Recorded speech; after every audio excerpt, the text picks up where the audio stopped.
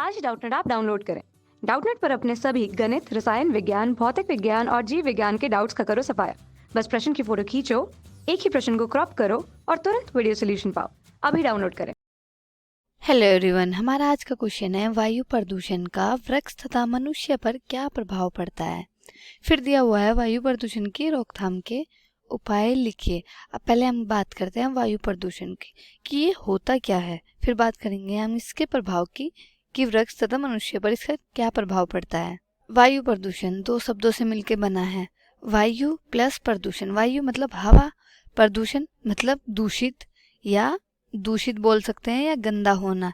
इतना है आपको समझ में, तो इसका मिला के क्या हुआ, वायु का गंदा होना या दूषित होना। ठीक है, तो ये क्या कहलाएगा, वायु प्रदूषण कहलाता है। ठीक है, अब बात करते हैं हम वायु प्रदूषण के प्रभाव की कि वायु प्रदूषण के प्रभाव वृक्ष तथा मनुष्य पर क्या क्या पड़ते हैं, वो मैं आपको बता देती हूँ। ठीक है, हवा में कैसे, हवा में अवांछित गैसों की उपस्थिति से क्या होता है, मनुष्य तथा पशुओं या पक्षियों को गंभीर समस्याओं का सामना करना पड़ता है। किसकी वजह से, वायु प्रदूषण की वजह से। वृक्षों को भी सामना करना पड़ता है। इससे क्या हो जाता है मनुष्यों को, इससे हो जाता है दमा। क्या हो जाता है, दमा, सर्दी, खांसी, अंधापन और श्रव का कमजोर होना, त्वचा रोग जैसी संबंधित बीमारी होना। क्या होता है, किसकी वजह से होता है, वायु प्रदूषण की वजह से ये पैदा करता है वायु प्रदूषण। ठीक है, लंबे समय के बाद इससे क्या होता है, जननिक विकृतियां उत्पन्न हो जाती है अगर ये लंबे समय तक चल रहा है, और अपनी चरम सीमा पर भी घातक हो सकते हैं। ठीक है, और क्या क्या प्रभाव हो सकते हैं वायु प्रदूषण के, वो मैं आपको बता देती हूँ। ठीक है, वायु प्रदूषण से क्या होता है, सर्दियों में कोहरा छाया रहता है।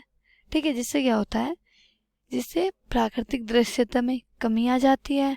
ठीक है, और क्या हो जाता है, आंखों में जलन हो जाती है। ठीक है, जलन होती है इसकी वजह से अगर प्राकृतिक दृश्यता में कमी हो। और भी मैं आपको बता देती हूँ इसके क्या क्या प्रभाव है।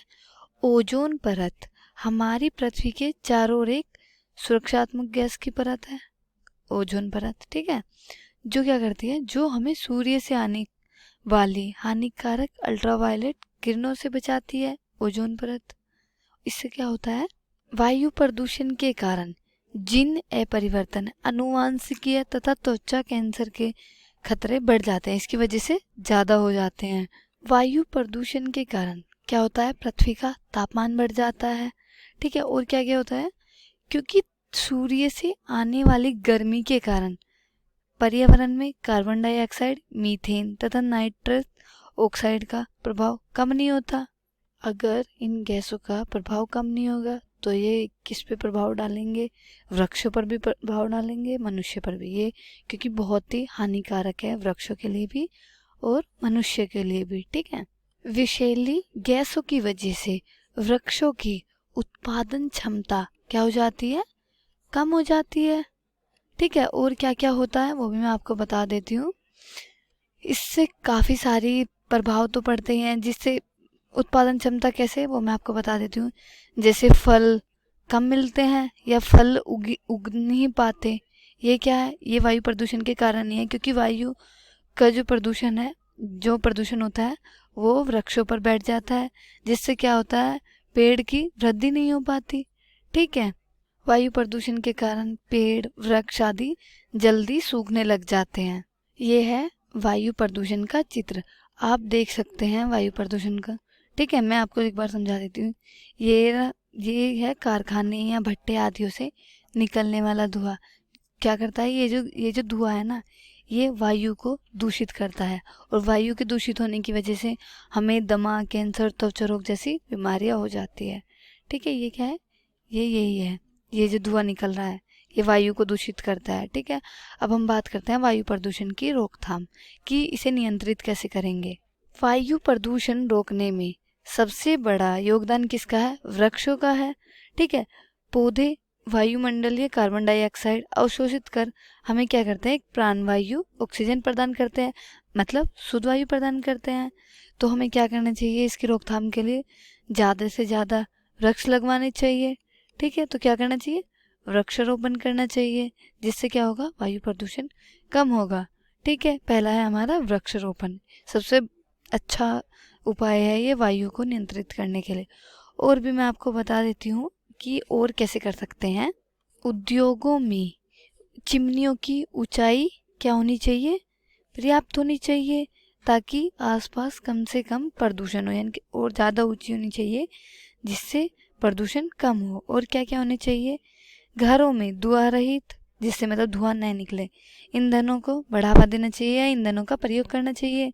जीवाश्मों में जैसे ईंधनों, पेट्रोलियम, कोयला, जो वायुमंडल को क्या करते हैं, प्रदूषित करते हैं, इसका प्रयोग कम से कम करे या कुछ कम करे। और सौर ऊर्जा, पवन ऊर्जा जैसी वैकल्पिक ऊर्जाओं का प्रयोग करे। ठीक है, किसका, सौर ऊर्जा का प्रयोग करे, जिससे क्या होगा, वायु प्रदूषण कम होगा। और क्या क्या होना चाहिए, वनों की हो रही अंधाधुंध अनियंत्रित कटाई को रोका जाना चाहिए।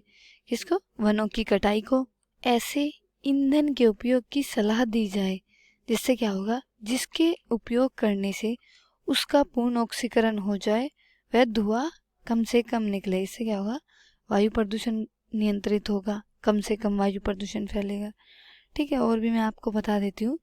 शहरों नगरों में क्या होना चाहिए, अवशिष्ट पदार्थों के निष्कासन हेतु सीवरेज सभी जगह होने चाहिए, यानी कि सीवरेज की सुविधा होनी चाहिए। ठीक है, इतना है आप लोगों को समझ में, जिससे क्या होगा, हम आसानी से वायु प्रदूषण को नियंत्रित कर सकते हैं।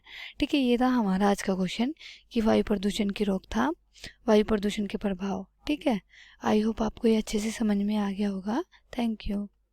कक्षा 6 से 12वीं से लेकर नीट, IIT, JEE वो एडवांस के लेवल तक 1 करोड़ से ज़्यादा छात्रों का भरोसा। आज ही डाउनलोड करें डाउटनेट ऐप या व्हाट्सएप करें अपने सारे डाउट्स 8400 400 400 पर।